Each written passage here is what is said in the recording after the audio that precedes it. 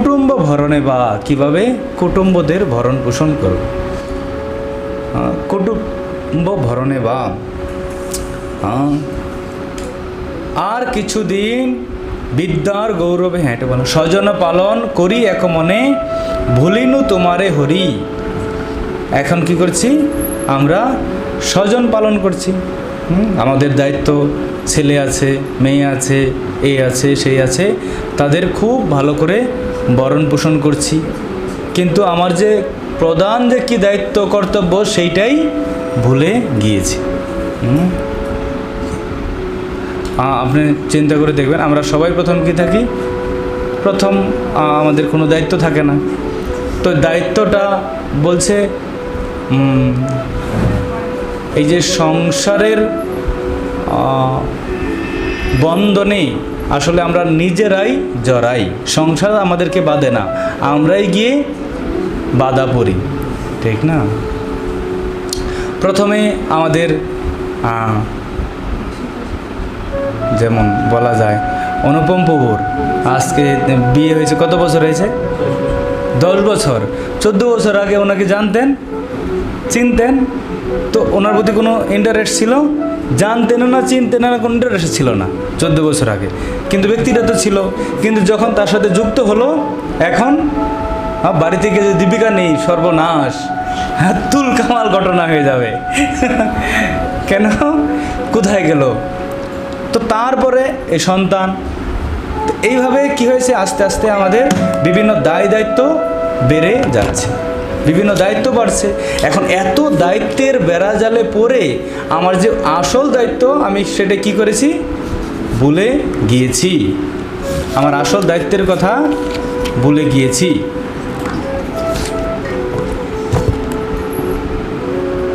স্বজন পালন করি এক মনে, ভুলিনু তোমারে হরি। এখন হয়েছে আসল কথা। সেটা কি না? বার্ধক্যে এখন ভকতি বিনোদ, কাঁদিয়া কাতর অতি।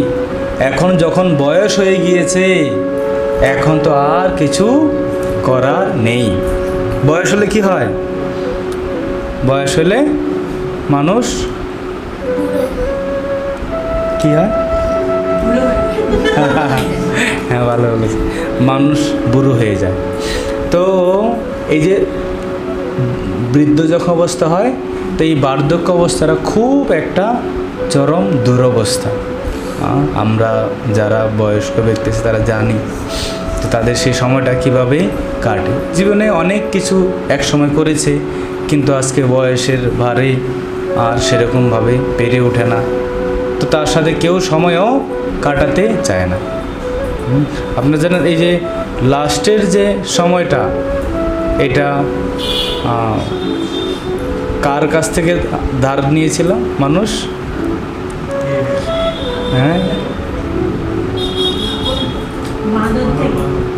বাদরের থেকে। লাস্টের সময়টা বাদরের থেকে। যাই হোক, আমাদের পুরো মনে আছে কিনা, মানুষকে যখন ভগবান বানালেন, হ্যাঁ, মানুষকে যখন প্রথম বানানো হলো, তার আয়ু দিয়েছিল 20 বছর। আর গাধাকে বানিয়েছে, তাকে দিয়েছে 60 বছর। কুকুরকে দিয়েছে 40 বছর, আর বাদরকে দিয়েছে 30 বছর। তো এইভাবে মানুষকে 20 বছর দিয়েছে, গাধাকে দিয়েছে 7 বছর, কুকুরকে 40 বছর, বাদরকে 30 বছর। এখন ওরা তিনজন গিয়ে বলছে, ভগবান আমি এত সময় আমরা কী করবো? না না না, এত সময় আমরা থাকতে পারবো না। গাধা কি বলছে, না আমি এত আয়ু চাই না। কত চাই? না এটা আমার হাফ করে দিন। এখন সবাই বলছে, হ্যাঁ সবারটাই হাফ করে দিন। তো সবাই কী করেছে? তাদের আয়ু হাফ হাফ করে নিয়েছে। গাধার 30 বছর কেটে নিয়েছে, তারপরে কুকুরের 20 বছর কেটে নিয়েছে, আর বাদরের 15 বছর কেটে নিয়েছে। তারপর এখন মানুষ যখন আসছে, মানুষ কি বলছে, ভগবান এই এত কম আয়ু দিয়ে আমরা কী করবো? সর্বনাশ, এই 20 বছরেতে কিচ্ছু হবে না, আমার আয়ু বাড়িয়ে দাও। ভগবান বলছে, না না এরকম করবে না, এই অনেক সময় আছে, এটাই তো অনেক ভগবানের ভক্তি করার জন্য। তো এত আয়ু দিয়েই কী হবে? বলছে না না এরকম বলবেন না, একটু ব্যবস্থা করে দিন না।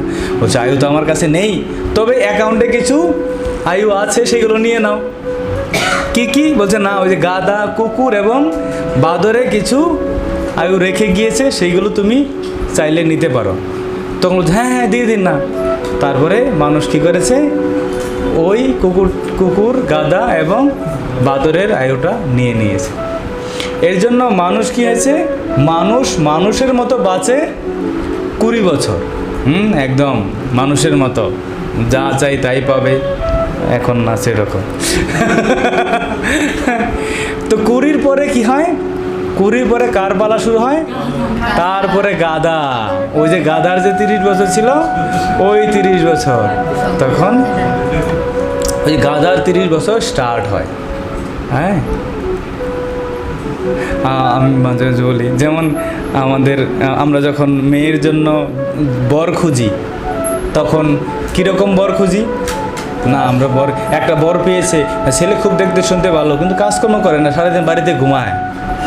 হ্যাঁ, তো এরকম ছেলের কাছে বিয়ে দিবে না। তো আরেকটা ছেলে আছে, আরে দারুণ ছেলে, চেহারা মোটামুটি আছে, চলে, কিন্তু সেই সকাল 6টার সময় বেরোয় আর রাত্রে 12টার সময় আসে, ফোন ধরলে রিসিভ করার সময় নাই, আর ভালো টাকা বেতন রিলায়েন্স কোম্পানিতে চাকরি করে, দারুণ সময়, প্রতিদিন 40 টাকা। হ্যাঁ, সে দারুণ 40,000 টাকার উপরে মাইনে পায়, আরও এক্সট্রা ইনকাম আছে, খুব ব্যস্ত। ভোর 6টায় বেরোয় আর রাত 11টা 12টার সময় বাড়ি ফিরে। হ্যাঁ, আর বেতন খুব ভালো আছে। তো ওই রকম ছেলে পেলে কেন বিয়ে দিবে? তো আগে যে ছেলেটা, ওইটা খুব ভালো পরিশ্রম করতে পারে না, তো পরেরটা খুব পরিশ্রম করতে পারে, এর জন্য তার কাছে বিয়ে দেবে। আপনারা জানেন গাদার বাজারে গাদা কীভাবে বিক্রি হয়? হ্যাঁ, তো গাদা বাজারে গাদা হিসাব করা হয়, তাকে মান কিংবা মূল্যায়ন করা হয় যে গাদা যত বেশি মাল বহন করতে পারে। তো গাদার বাজারে গাদার জন্য বালির বস্তা থাকে, তো সেই গাদার উপরে ধরুন কোনো গাদার উপরে 5টা বালির বস্তা চড়িয়ে দিয়েছে, আর ও হেঁটে চলে যাচ্ছে, দেখো 5টা বস্তা নিয়ে চলছে, কোনো হেলচে চলছে না, হ্যাঁ দাম এটার এত। আরেকজন হ্যাঁ 5টা, দেখো আমারটা 8টা নিয়ে চলে যাবে, তাও কিচ্ছু হবে না, ও বাপরে, তাহলে ওর দাম আরও বেড়ে যাবে। তো এইভাবে যে গাদা যত বেশি মাল বোঝাই করতে পারছে, সেই গাদার মূল্য তত বেশি। তো সেরকম আমরা এই যে মেয়ের জন্য যখন বর খুঁজছি, তখন খুঁজে বেড়াচ্ছি কোনটা সবচেয়ে বড় গাদা, মানে কোনটা সবচেয়ে বেশি মাল বোঝাই করতে পারে, বেশি পরিশ্রম করতে পারে। তো ওই রকম বর যখন আমরা পেয়ে যাই, তখন এক চান্সে হ্যাঁ এর কাছে বিয়ে দিয়ে দাও। তার জন্য আমরা মেয়ের জন্য কি খুঁজছি? বর খুঁজছি না গাদা খুঁজছি? হ্যাঁ, সবচেয়ে ভালো গাদা যেটা, সেটা খুঁজছি। হ্যাঁ, যেটা খুব পরিশ্রম করতে পারে, খুবভাবে খাটতে পারে। হ্যাঁ, কেননা ওইটা আসলে গাদার টাইমই চলে। তো এই যে তখন এই গাদার মতো পরিশ্রম করে কতদিন না, 30 বছর। তো কত বয়স হয় তখন? তখন 50 হয়ে যায়। হ্যাঁ, তো যখন 50 বছর হয়ে যায়, তখন আস্তে আস্তে কর্মক্ষমতা কমতে থাকে। তো তারপরে টাইম কার চলে? কুকুরের। হ্যাঁ, তখন আস্তে আস্তে রিটায়ার হয়ে যায়। আর রিটায়ার হয়ে কী হয় না, এই বাবা মা ভাগাভাগি হয়ে যায়। হ্যাঁ, কুকুর যেরকম এই বাড়িতে খাওয়ার জন্য এই গেটে দৌড়াবে, আবার ওই গেটে যাবে, ওই গেটে যাবে, সেরকম বাবা মাকে ভাগ করে নেয়। 4 ছেলে মেয়ে, 4 জন ছেলে। তো ওর বাড়িতে 3 মাস, ওর বাড়িতে 3 মাস, ওর বাড়িতে 3 মাস, ওর বাড়িতে 3 মাস। হ্যাঁ, এইভাবে 4 জন ভাগ করে, এই ঘাটে সেই ঘাটে সেই ঘাটে, এইভাবে ঘাট ঘুরে ঘুরেছে। তো তারপরে হচ্ছে বাদরের টাইম। তো বাদর কি হয়? ও আবার কুকুরের আরেকটা ব্যাপার হলো না, কুকুর কি করে? পাহারা দেয়। হ্যাঁ, পাহারা দেয়, আর সময় পেলে যখন ডাকবে তখন খাবে। কমলাপতি বাবু বলছেন যে বাবা মা এরকম একটা কোনার ঘরের মধ্যে থাকবে, আর সবসময় উঁকি মেরে দেখবে কখন রান্না হচ্ছে।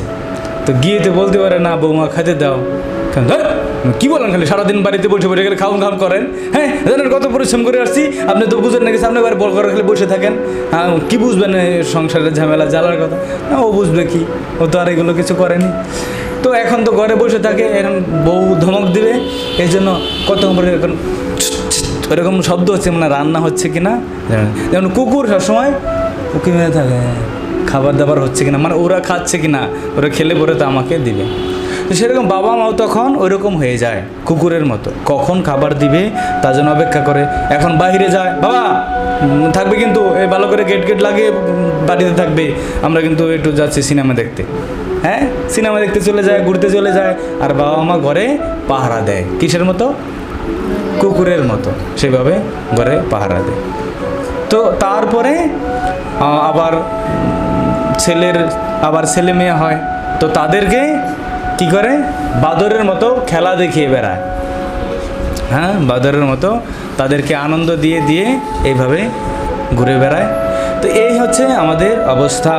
বার্ধক্যে এখন ভকতি বিনোদ, কাঁদিয়া কাতর অতি, না ভজিয়া তোরে দিন ব্যথা গেল, এখন কি হইবে গতি।